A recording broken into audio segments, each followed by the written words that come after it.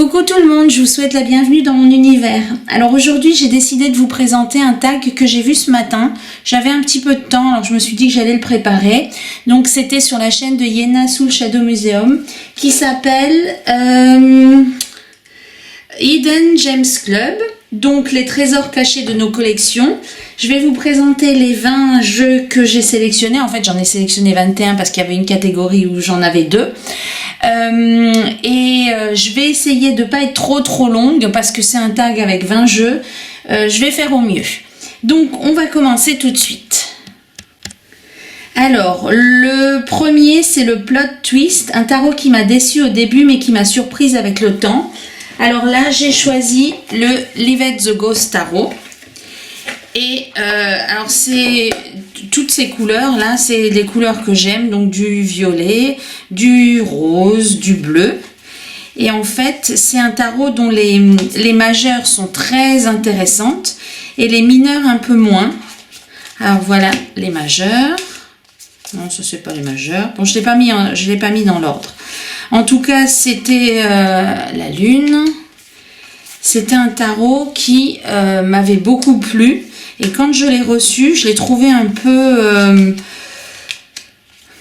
En fait, j'ai trouvé que les mineurs étaient un peu bizarres. Mais finalement, avec le livret qui est fourni avec, eh bien il est très intéressant. Et avec le temps, j'ai effectivement été surprise de la justesse des tirages qu'on peut faire avec. Voilà. Donc ça, c'est pour le numéro 1. Le numéro 2, c'est le discret, un jeu à l'apparence fade mais redoutable dans les tirages. Alors là, j'ai choisi le Luminous Spirit Tarot. C'est un jeu qui est très simple. Donc le dos est déjà très simple parce qu'il n'y a rien dessus. Et toutes les illustrations sont en noir et blanc. Mais il y a juste ce qu'il faut. Donc, il y a toutes les représentations qu'il faut. Et en fait, il est très simple, mais quand on fait un tirage avec, moi, je trouve qu'il tombe juste. Et je l'aime bien. Quand on veut faire un tirage où on n'a pas besoin de beaucoup réfléchir à toutes les significations, à tout ce qu'il y a sur la carte, eh bien, je prends celui-là. Donc il a vraiment, je trouve, pour chaque arcane mineur, quand on regarde de manière plus approfondie, ça représente vraiment la signification de la carte en Rider.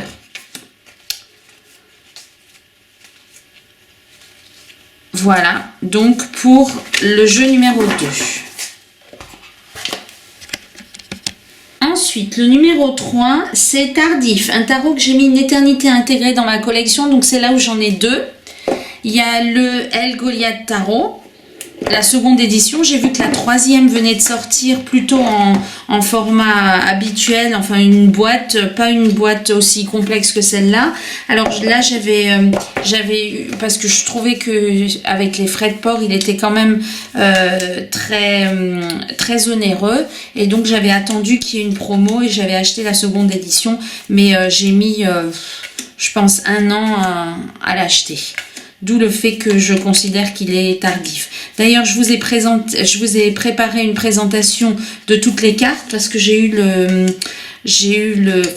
traduit le livret et je sais plus, je l'ai préparé, je l'ai pas encore mise en ligne. Donc voilà le El Goliath Tarot qui est plutôt pour ma part pour du développement personnel et c'est celui que j'ai mis peut-être le plus de temps à acquérir. Avec le deuxième que je vais vous présenter.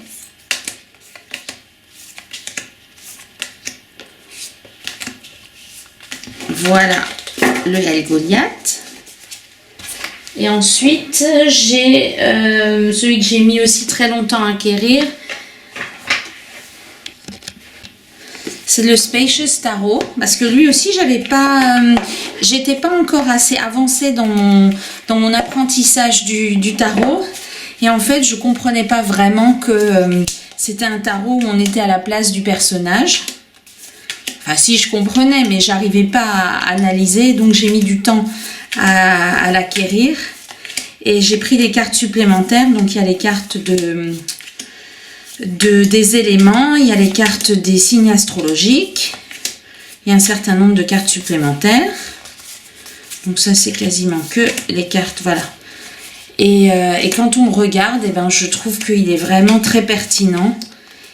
Et c'est tout à fait mon style. Et je suis très contente de l'avoir acheté. Ça me plaît bien de refaire des tags parce qu'on revoit des jeux qu'on n'a pas utilisés depuis longtemps. Et donc on se dit qu'on va les utiliser. Sauf que ben, le temps fait que on les remet dans leur petite boîte et on les utilise pas forcément. En tout cas, c'est toujours très intéressant. Je remercie Yéna pour sa proposition. Et voilà. Donc ça, c'est le Spacious Tarot que j'ai également mis beaucoup de temps à acquérir. Ensuite, quatrième question, un jeu cyclique, un tarot qui fonctionne qu'à certaines périodes. Alors là, j'ai choisi le tarot aux ramures étranges. Vous savez que l'auteur avait sorti un oracle qui allait avec, qu'on pouvait à certaines périodes télécharger. Donc j'avais téléchargé l'oracle et je l'ai imprimé à la même taille que les cartes de tarot. Et en fait, oups, ce tarot-là, en fait, je le trouve très pertinent, mais je pense que c'est la période. Alors, c'est pas le tarot qui ne fonctionne qu'à certaines périodes. Je pense que quand je l'utilise qu'à certaines périodes. Et c'est généralement en automne ou en hiver, parce que je trouve que c'est des couleurs d'automne. Alors, il n'y a pas de jeu qu'on utilise spécifiquement à certaines périodes, mais moi, je pense que je suis un peu plus mélancolique en automne, et c'est là où je l'utilise. Et j'ai l'impression qu'il marche mieux à cette période-là que le restant de l'année. Voilà. Et il y a aussi que des couleurs dans les tons jaune, orangé, gris. Les épées sont dans les gris. Les coupes sont dans les bleus, les bâtons sont dans les oranges. Et celui-là aussi, il est plein de petits détails et d'explications dans le livret. Et je l'aime beaucoup. Et celui-là aussi, je l'utilise plutôt comme du développement personnel. Parce que pour de la divination, il n'est pas tellement... Enfin, on peut aussi l'utiliser, mais après, c'est chacun voit ce qu'il veut en faire. En tout cas, voilà. Celui-là, je l'aime beaucoup, mais je trouve qu'il répond mieux en automne et en hiver que dans le restant de l'année. Et c'est vrai qu'avec l'oracle elle l'avait fait sur, je ne sais plus si c'était sur Instagram ou sur Facebook, je crois sur Instagram. Elle avait mis chaque jour une nouvelle image. Et ensuite, pour les abonnés, elle avait permis aux abonnés de télécharger le fichier pour qu'on puisse l'imprimer nous-mêmes, ce que je trouve très sympathique. Ensuite, la cinquième, cache, un tarot direct, tranchant, parfois brutal. Alors là, bien évidemment, je ne pouvais pas vous choisir autre chose qu'un tarot de Marseille. Parce que des tarots cache, brutal, à part les tarots de Marseille, j'en vois pas. Et là, j'ai décidé de vous présenter mon petit chouchou. C'est le tarot of the New Incarnation. Et j'ai pris le petit modèle parce que j'ai beaucoup de tarots en grand modèle. Et je trouve que celui-là, eh bien, c'est intéressant pour pouvoir l'emmener et pour pouvoir faire des plus grands tirages. Donc, il y a alors, le principe, bon, il y a les arcanes majeurs qui sont... les arcanes majeures du tarot de Marseille. Et ce qui est très intéressant, c'est que les mineurs sont illustrés, et illustrés avec les définitions du tarot de Marseille, pas les définitions du Rider. Parce qu'il y a beaucoup de tarots de Marseille qu'on dit illustrés et qui en fait reprennent les définitions du Rider, ce qui n'est pas... Enfin, moi, j'aime pas ça. Je préfère qu'il y ait des illustrations qui soient vraiment en rapport avec les significations qui sont du tarot de Marseille. Et donc celui-là est très intéressant. Je vous ai fait une présentation un peu plus détaillée avec les définitions des mineurs. Et je l'avais vu sur la chaîne de Hugues. Et en fait, ça a été un coup de cœur. Parce que je trouve qu'il est vraiment... on peut faire un tirage avec les 22 arcanes majeures et ensuite on peut demander des précisions avec les mineurs et on n'a pas besoin de se casser la tête pour savoir si la fleur sort de l'épée ou si l'épée sort du cercle, etc., etc. Donc là, on a vraiment beaucoup plus de facilité à interpréter les tirages. Donc voilà pour le tarot cash. Ensuite, un jeu imparfait, un jeu abîmé, mal imprimé ou bancal, mais que j'adore quand même. Alors, j'avais pas de jeu mal imprimé ou bancal. Par contre, j'avais un jeu qui s'appelle le tarot des chaos poétiques. Je vous l'ai déjà présenté plusieurs fois et en fait, ce qui m'énervait au plus haut point, c'était que l'impression était sur des cartes. J'avais l'impression que c'était du papier 80 grammes. Je pense pas que c'était du 80 grammes, mais bon, j'avais l'impression que c'était du papier 80 grammes et ça m'énervait au plus haut point parce que c'était ni fait ni à faire. Alors c'est un tarot auto-édité et auto-imprimé, mais quand même, voilà, c'était pas... ça me dérangeait à chaque fois que je le prenais en main, c'était beaucoup trop fin. Et du coup, je l'ai plastifié. Et je trouve que depuis que je l'ai plastifié, eh bien, c'est beaucoup mieux. Alors, c'est des représentations un peu sombres, des arcanes majeures, mais moi, j'aime beaucoup ces illustrations. Et... donc voilà, le chariot, c'est un peu particulier. Après, on a un livret de l'auteur pour nous expliquer les significations.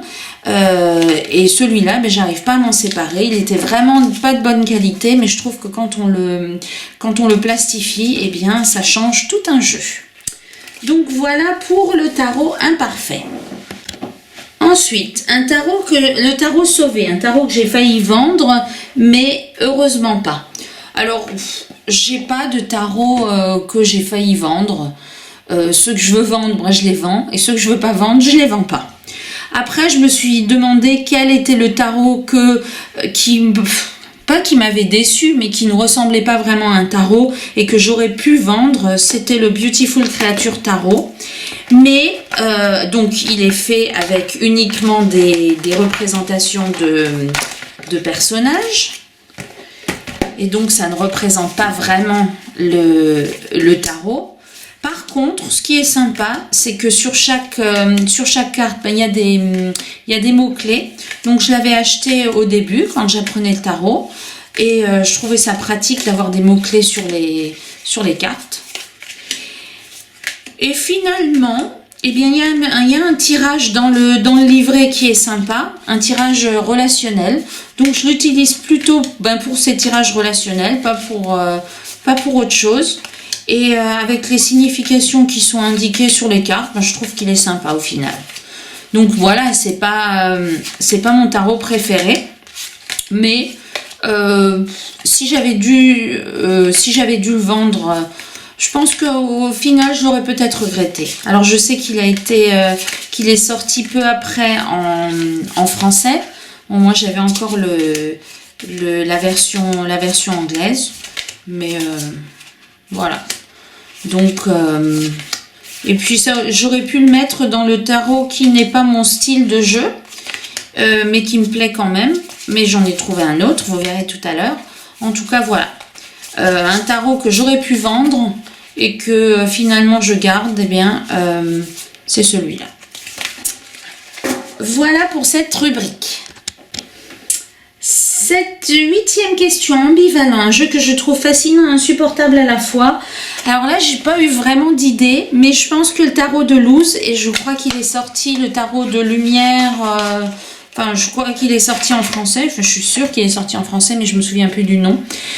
Donc, celui-là, en fait, il y a un truc avec ce jeu, mais je le trouve difficile à interpréter. Parce qu'il ne suit pas le rider, mais j'arrive pas à m'en séparer. Enfin, je sais pas cette rubrique-là, mais bon, peu importe.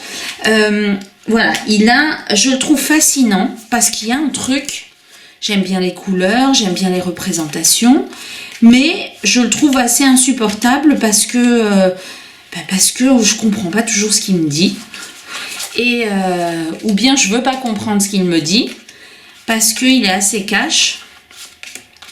Et voilà, et je savais pas vraiment quoi mettre dans cette catégorie parce que insupportable, bon. Mais voilà, c'est un tarot qui me laisse un peu perplexe. Avec ces représentations que j'adore, qui sont un peu... Alors c'est coloré, c'est avec des personnages un peu bizarres. Moi j'adore les tarots avec les personnages bizarres, avec les couleurs, tout ça. Et voilà. Donc dans cette catégorie-là, j'ai décidé de mettre le tarot de Luz. En plus, il est super agréable. Alors les cartes sont un peu petites par rapport au tarot traditionnel, mais je sais pas, j'aime bien ce tarot. Voilà pour cette catégorie. Après, c'est toujours difficile de faire une sélection parce qu'on en a tellement. Bon, voilà, il faut faire un choix et j'essaye de vous présenter à chaque fois des tarots un peu différents. Il y en a que je vous présente souvent, il y en a que je vous présente moins souvent. Après, c'est le but, si c'est que pour que tout le monde vous présente toujours les mêmes, il n'y a pas d'intérêt. Donc j'ai essayé d'en sortir que je présente pas trop souvent. Alors pour le pas photogénique, un tarot qui ne rend rien en photo mais qui a beaucoup de charisme en vrai, j'ai choisi le tarot quantique. Celui-là, je vous en ai déjà fait une présentation. C'est l'un de mes premiers tarots. Au début, je l'utilisais pas trop parce que je comprenais pas tout. Et finalement, je le trouve très pertinent. Et quand je dis qu'il ne rend pas bien en photo, parce que quand on le regarde de loin, c'est assez foncé, c'est assez austère comme carte. Par contre, quand vous les regardez de près, vous voyez toutes les cartes sont il y a des comment ça s'appelle, enfin c'est pas des reflets, c'est des bon, ça me reviendra peut-être. Bref. Et en fait, quand vous l'avez dans les mains, donc en photo, c'est pas terrible. Et en vrai, vous voyez, là, il y a les étoiles. Je sais pas si on les voit bien. En tout cas, bon, là, les étoiles, elles sont en surbrillance, voilà. Et là, on a les deux personnages du 2 de coupe. Et ils n'ont pas fait ça que pour les majeurs, ils ont fait ça pour les mineurs. Donc sur chaque carte, il y a des surbrillances. Et je trouve vraiment, il est vraiment sympa. En plus, il y a des correspondances astrologiques. Il y a... enfin, voilà, il est très complet. Et j'aime bien l'utiliser. Alors ce qui est intéressant, c'est que dans le livret, ça je vous l'ai dit lors de la présentation, c'est qu'on ne vous donne pas une définition de la carte. On vous propose à chaque fois de vous poser une question sur la carte. Donc voilà pour le tarot quantique. Donc là on a la carte numéro 7 avec Einstein. Donc le chariot. Ensuite, voilà, on a toutes les mineures. Et je trouvais qu'ils rentraient bien dans cette catégorie des jeux qui sont un peu... qu'on ne peut pas vraiment présenter en photo, qu'il vaut mieux présenter en vidéo ou mieux avoir directement en vrai. Voilà pour cette catégorie. Alors, 10e jeu étrange, bizarre, déroutant, mais étonnamment juste. Alors là, j'en ai choisi 2. Parce que j'ai 2... Alors ça, c'est le plus étrange, le tarot du doux crépuscule. Je vous le présente de temps en temps. Parce que lui, il est vraiment très bizarre. Toutes les représentations, il y en a qui ressemblent un peu au rider. Il y en a qui ne ressemblent pas du tout. Et il me faut souvent, donc je fais marcher mon intuition. Il y a aussi parfois des indications sur la carte, mais de manière générale, je regarde le livret parce que le livret est intéressant pour qu'on ait un petit peu une précision sur la carte. Mais alors celui-là, il est vraiment très bizarre dans ses représentations, avec des drôles de personnages. Mais moi, j'ai accroché tout de suite. Ça, c'est le dos, parce que c'est très coloré, puis parce que j'aime les choses bizarres. Donc, voilà pour... donc ça, c'est un peu dans le monde du cirque. Et ça me fait penser à mon autre jeu bizarre, et qui est aussi dans le monde du cirque, et que je vais vous présenter tout de suite. Donc ça, c'est le tarot du doux crépuscule, qui est très juste quand vous le tirez, mais pas toujours très sympa. Après, on ne demande pas à ce qu'il soit sympa non plus. Donc l'autre jeu qui est bizarre, c'est le Fantasmagoric Theater Tarot, que j'ai racheté à une youtubeuse, et je vous ai fait la présentation aussi. Donc celui-là aussi, il est bizarre parce qu'il est dans le monde du cirque. Par contre, il se rapproche un peu plus du rider. Donc ça, on peut pas dire qu'on a des problèmes pour analyser les cartes. En plus, c'est des grandes cartes, elles sont très sympas. Et lui aussi, il est très juste, très cash. Bien que ce soit un monde coloré et enfantin, eh bien, il dit des choses très justes.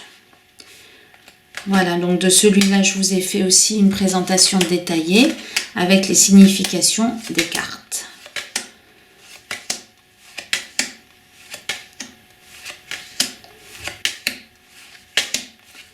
Je crois qu'il est plus en vente. Moi, je l'avais trouvé chez... je me souviens plus de son nom. Bon, bref, elle s'en séparait. Et ça fait longtemps qu'il me plaisait et je ne le trouvais pas sur Vinted, je ne le trouvais pas à acheter de neuf, donc je l'ai acheté chez elle et j'en suis très satisfaite parce qu'il est de très bonne qualité. Enfin, il n'était pas abîmé non plus, voilà. On poursuit avec le numéro 11, Intime, un tarot réservé à mes moments très personnels. Alors là, si vous me connaissez, vous le savez, je vous présente mon petit marcheur que j'ai créé moi-même, Monsieur Patate. Donc c'est le marcheur du papier au pays du tarot. C'est un tarot que je n'utilise que pour moi, que pour avoir des conseils. Et je vous en ai déjà fait une présentation aussi détaillée avec les significations que propose Chloé. Et voilà, ça c'est celui que pour moi. Et si je devais en garder un seul, ce serait celui-là. Je suis absolument fan du petit marcheur depuis l'oracle et j'ai attendu avec impatience que vienne le tarot. Et donc je tire les cartes. Généralement, j'ai une petite salle à l'étage où j'ai tous mes jeux et puis où je vous fais les présentations. Et le soir sur le canapé, j'ai quelques jeux à côté de moi et celui-là, il en fait partie. Donc quand j'ai envie de tirer des cartes juste pour moi, eh bien, c'est celui-là que je sors et je ne le sors jamais en tirage pour mes amis. Voilà, c'est mon tarot privilégié, rien que pour moi. Et vous savez que Chloé proposait de donner un nom à son marcheur, qui était notre autre moi dans une autre dimension. Donc c'est d'autant plus, je trouve qu'il est d'autant plus personnel que le marcheur, il ne peut pas avoir plusieurs noms. Donc pour moi, il ne peut pas être utilisé pour plusieurs personnes. Voilà donc mon jeu personnel que je ne vais donc pas ranger dans ma boîte de jeux et qui va retourner à côté de mon canapé. Ensuite, un jeu décalé qui ne colle pas du tout à mon style habituel mais qui marche. Alors là, Anaëlle va être contente parce que c'est son jeu préféré. Mais moi, c'est pas mon style de jeu. J'aime pas les jeux avec des montages photos, les jeux un peu... Enfin, je sais pas. C'est pas. Moi, j'aime les jeux dessinés, les jeux colorés, les jeux un peu. Alors, j'aime les jeux décalés. Celui-là est décalé, mais les représentations trop propres comme ça, les dessins trop bien faits, j'aime pas. Et donc ce jeu-là, je l'ai acheté parce que je trouvais qu'il était un peu différent des autres. Donc je l'ai acheté en allemand. Je sais plus pourquoi, parce qu'à l'époque il n'était pas en français. Et je préférais l'allemand que je comprends plutôt que l'anglais. Et tout ça pour vous dire que oui, voilà, c'est pas du tout mon genre de jeu. Et depuis, je me suis acheté un keeper dans le même style. J'ai acheté l'oracle qui va avec, des moments mystiques. Et j'ai acheté un Lenormand qui est du même style. Donc voilà, c'est des jeux que je peux utiliser ensemble. Et celui-là, de ses représentations, il est très intéressant. Mais c'est pas mon style. Mais en tout cas, quand je pars en vacances, je l'utilise, je l'emmène souvent avec l'oracle qui va avec pour faire des petits tirages pour la journée ou voilà, plutôt du développement personnel d'ailleurs, mais je l'adore. Alors je sais que c'est le jeu préféré d'Anaël, mais voilà, moi c'est pas mon jeu préféré, mais c'est mon jeu un peu non habituel, inhabituel, qui me plaît. Le numéro 13, le tarot choc. Un tarot qui m'a bousculé et retourné sans prévenir. Alors là, j'ai choisi la Commedia Assoggetto Tarot. C'est un tarot, alors je vous ai aussi fait une présentation.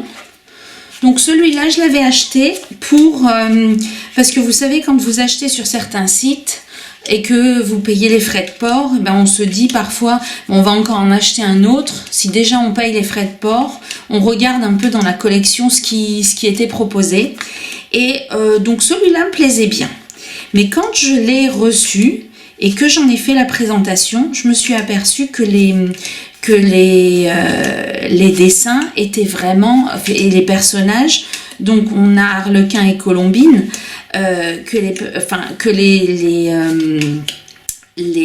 moi j'aime bien ces dessins, mais que les personnages étaient vraiment, alors il est très drôle et il est très pertinent et il est plein d'humour et on voit à chaque fois qu'il y a la guerre entre les deux, mais ça représente bien les significations des cartes, mais je trouve qu'avec ces deux personnages, j'étais vraiment très étonnée. Je me suis dit que c'était un petit jeu sympathique avec un peu toujours les mêmes personnages dessus qui étaient dans d'autres situations. Mais vraiment, quand on fait des tirages, en fait, on est sur le « vous voyez ce que je veux dire ». Il est étonnant. Voilà, c'est le mot.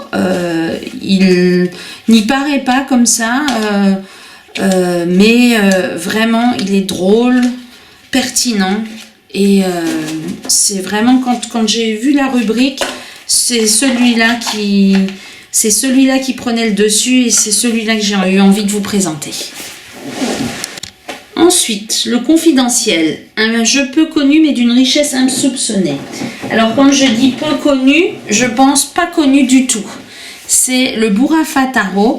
C'est un tarot que j'ai acheté à un jeune homme, un artiste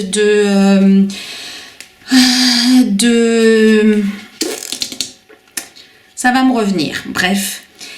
En tout cas, il a fait un jeu que je vous ai présenté aussi avec tous des monuments et des monuments en Asie. Et en fait, sur chaque carte, vous avez des éléments qui sont aussi en surbrillance. Et donc, c'est un jeu qui est vraiment... Alors, il est très recherché parce que à chaque fois, vous avez une représentation, une scène de vie dans un endroit qui existe et qui est connu. Et ça représente vraiment la carte. Et à chaque fois, il y a une petite phrase, un petit mantra qui est indiqué sur les cartes. Et voilà, par exemple, là, on a pour la carte du chariot, on a le courage en Mongolie. Et pour chaque carte mineure, eh bien, on a la même chose. Et en fait, là, vous avez l'as de denier qui se passe dans un monastère. Donc, le corps Vira monastère, il existe. Et donc là, on a la définition parce que cette personne, eh bien, elle a trouvé de l'argent. Ouais. Et là, on a aussi les surbrillances. Et en fait, sur chaque carte, eh bien, vous avez vraiment la vraie définition du rider. Et ce jeu-là, alors, il n'est pas de taille tarot, il est plutôt de taille carte à jouer. Mais voilà. Et dans le livret, par exemple, là, on a la tour. Et donc, ça, c'est une tour qui a vraiment brûlé. Et donc il indique dans le livret à quoi ça correspond et je trouve qu'il est vraiment méconnu quand on aime ce qui est un peu asiatique. Vous voyez là, il y a ça aussi, c'est un lac qui est connu. Donc quand on aime un peu ce qui est asiatique, eh bien, je trouve que c'est un jeu qu'il faut vraiment avoir. Je l'avais acheté, je l'avais vu sur Facebook. Donc si vous tapez Bourrafa Tarot, ben, vous le trouverez. Il a fait un autre jeu que je vous ai présenté aussi, qui est aussi super sympa, qui ressemble un peu au jeu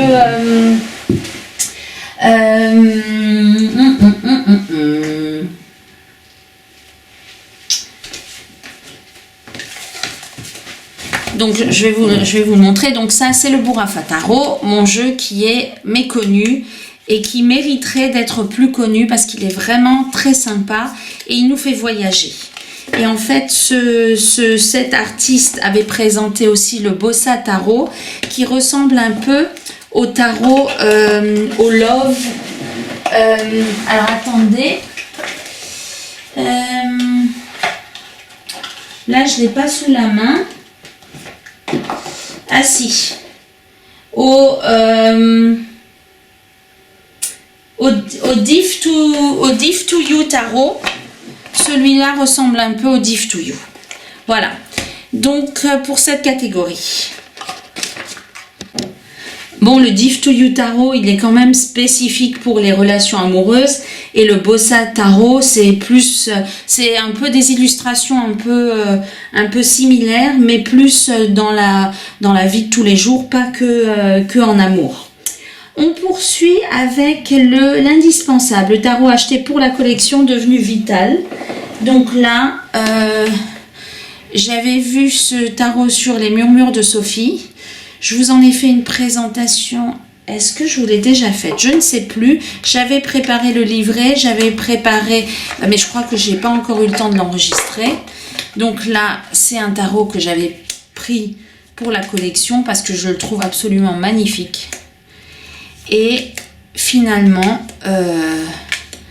c'est un tarot dont je peux pas me séparer.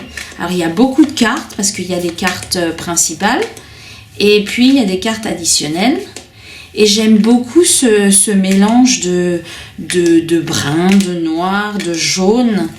Voilà, c'est celui que j'avais acheté vraiment pour la collection. Et dont je peux pas me séparer. Alors après, je vous avoue que je fais pas des tirages tous les jours avec parce que j'ai pas le temps, mais qu'à chaque fois que je le sors, je me dis qu'il faudrait que je fasse plus de tirages. Ah si, il me semble que je vous ai fait la présentation parce que maintenant je me souviens que j'avais fait un tirage à la fin et voilà. Donc ça, c'est le tarot dont je ne peux pas me séparer, qui avait été acheté à l'origine pour ses illustrations et pour mettre un peu dans ma collection, un peu de côté, et finalement on ne le met pas de côté, on l'utilise.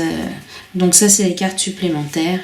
Après, il y a plein de cartes supplémentaires avec les explications dans le livret.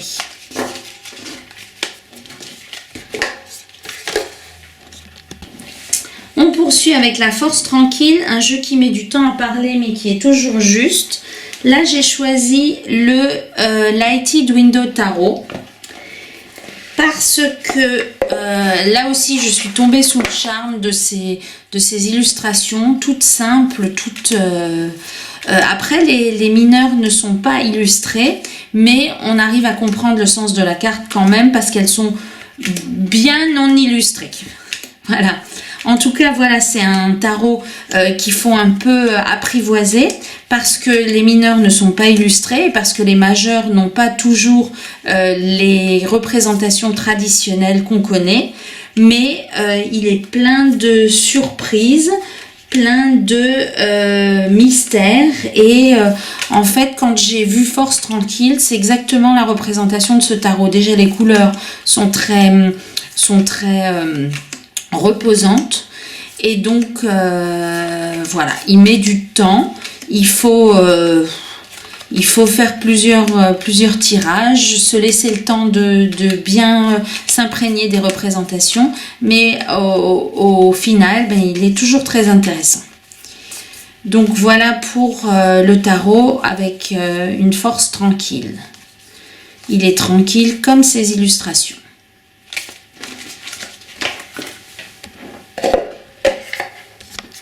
On poursuit avec un tarot irrationnel, celui dont je n'arrive pas à me séparer, je ne sais vraiment pas pourquoi. Alors ça, c'est un ancien tarot, enfin un ancien, oui voilà, un plus ancien. Et je l'utilise pas tellement, je n'arrive pas à le sortir de ma collection parce qu'en fait, je pense que plus on avance dans sa compréhension du tarot, plus il devient intéressant. Au début, on se dit que les représentations, ça ne représente pas forcément la définition de la carte du rider, que ça a l'air un peu compliqué, qu'il y a plein de petites choses à regarder dans les détails, et puis on se dit que c'est un peu compliqué. Et finalement, plus le temps passe, plus j'y reviens, parce qu'il y a plein de choses cachées que je ne voyais pas au début. Alors là non plus, on n'a pas des mineurs illustrés. Et je pense que plus le temps passe, plus on voit les subtilités des mineurs non illustrés. Et voilà, donc celui-là, c'est le irrationnel. Je ne comprends pas, parce que quand on a un jeu qu'on ne comprend pas, généralement on le laisse de côté. Et celui-là, plus le temps passe, plus il devient précieux pour moi.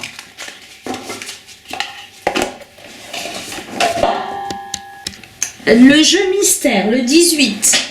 Un jeu incompréhensible mais étrangement pertinent. Alors là, sans hésiter, j'ai choisi le Blue Earth Tarot.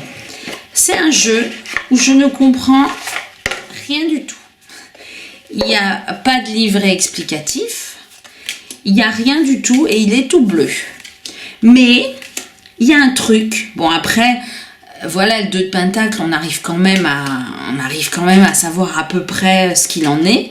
Mais si on ne connaît pas les définitions du rider, c'est mort. Et même quand on les connaît, c'est pas gagné. Donc là, par exemple, c'est la carte du jugement. La carte du monde. Bon, là, le soleil, la lune, ça, c'est pas... Voilà, ça, c'est l'as d'épée.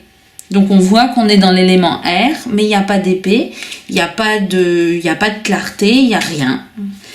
Et voilà, ça c'est le 6 de bâton. Donc il y a un bâton, enfin un arbuste là qui ressort par rapport aux autres. Donc peut-être que lui est victorieux. Donc on arrive à l'analyser. Je sais qu'elle avait fait, que l'artiste avait fait une sorte de... Je crois que c'est fait à partir de négatifs de photos.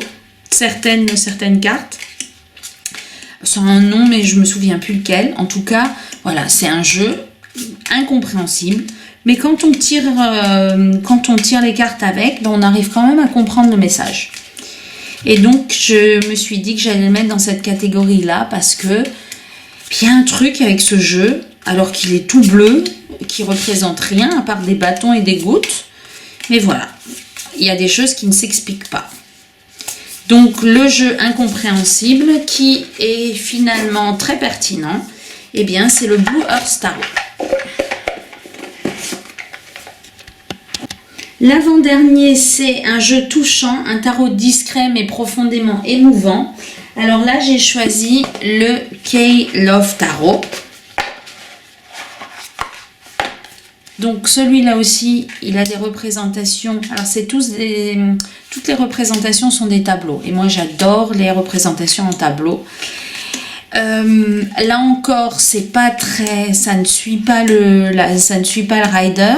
C'est un tarot spécial amour. Et quand on le regarde, alors les cartes sont vraiment bien. Elles glissent bien, enfin il est vraiment très agréable au toucher, très agréable à l'utilisation.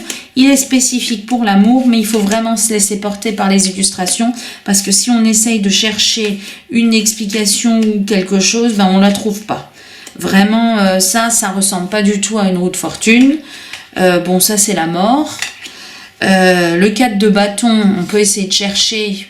On peut trouver quelques petites choses, mais si c'était pas écrit en dessous, on ne saurait pas à quoi ça correspond. En tout cas, il est discret, mais quand on fait des tirages avec, il y a quelque chose qui en ressort. J'aurais pu vous en présenter d'autres, mais je vous les présente à chaque fois. Donc voilà, je me suis dit que j'allais vous présenter celui-là. Donc celui-là, je l'ai acheté aussi sur le site de la créatrice. Et je suis absolument fan de ces illustrations. Voilà pour l'avant-dernier. Et on va passer au dernier, qui est le jeu La Rencontre, un jeu tombé dans ma vie au bon moment sans que je ne le cherche. Alors là, c'est le 1876 tarot. Je suis allée voir Anaëlle il y a un mois, je dirais, et elle m'a présenté ce jeu. Et bon, je ne l'avais pas vu passer. Oups. Et c'est un jeu... Oula, il y a tout qui se casse la figure. Bon. C'est un jeu d'une artiste et je le trouve fantastique. Alors, de prime abord, on se dit, oui, bon, c'est du jaune et du brun et du noir. Mais, donc, il y a à chaque fois un mot-clé. Et il est vraiment magnifique. Enfin, c'est un vrai coup de cœur. Et comme j'étais chez Anaëlle, elle me l'a présenté. Et le soir même, je suis allée le commander. Parce que il est vraiment magnifique. C'est un peu dans les années 30, je pense. Et il est plein de détails, plein de subtilités, et je trouve que les mots-clés sont vraiment bien trouvés. Le 2 d'épée, le choix, l'étoile, la spiritualité, la maison Dieu, la tempête. Voilà, je trouve vraiment que... je sais pas, il y a encore un truc avec ce tarot, alors que j'aime tout ce qui est coloré normalement, mais j'aime aussi les dessins qui sont faits main, parce que tout ce qui est intelligence artificielle, informatique, je suis pas trop fan. J'en ai quelques-uns, mais plus le temps passe, plus j'ai envie de me tourner vers quelque chose de vrai, et j'ai l'impression que là, eh bien, c'est un jeu qui est vrai. Donc voilà, en plus celui-là il est drôle, c'est le 7 de coupe, c'est l'illusion, avec ce petit personnage là qui est devant son miroir, c'est drôle. Voilà pour cette dernière catégorie, la rencontre. J'espère que cette présentation vous a plu et je vous dis à bientôt.